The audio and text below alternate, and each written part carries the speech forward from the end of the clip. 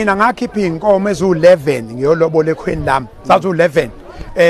Insizwa zanga zayihamba phansi. Hayi ayikhishwa ngala. Ezoboya. Zahamba ngawulobola umfazi wami. Yes, mangilobola umfazi wami. Ngamshada umfazi wami kwaku 2002 July 6.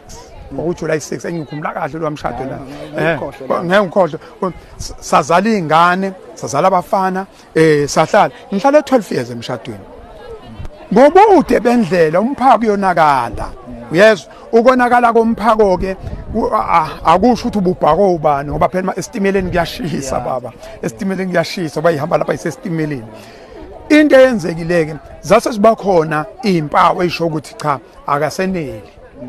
Ukuthi ngakuphi noma emini noma ebusuku kodwa wayengaseneli. Wabona ukuthi na athathe ini isikhwama wahamba nabangcono.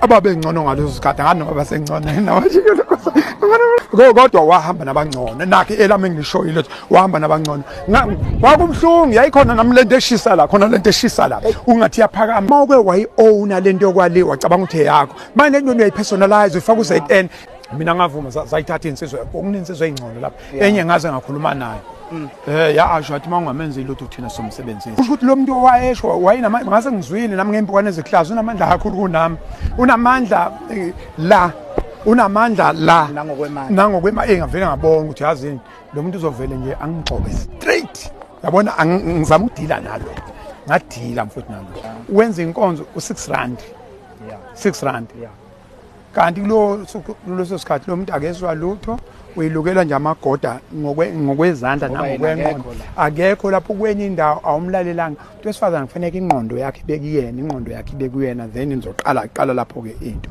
kanjalo futhi na umuntu wesifazana kufanele ukuthi eze kuwena ezele wena ezosevisa wena ezonelisa wena wenizonelisana mhlambe lezo ngoba ngempela sihleli nabantu nje asibabuzile thina senze sixoxa lapha emapassage ethu bese uzoku-apply okunye sikwenza okwrong uthi ukuthi uzo-apply into oyenza no-ex wakho uzoqhubeka nawo la kanti lo muntu lo akayifuni lonto futhi yona le yamxosha kwe-ex yakhe le uzoqhubeka nawe mina nje umshado wami is a failed project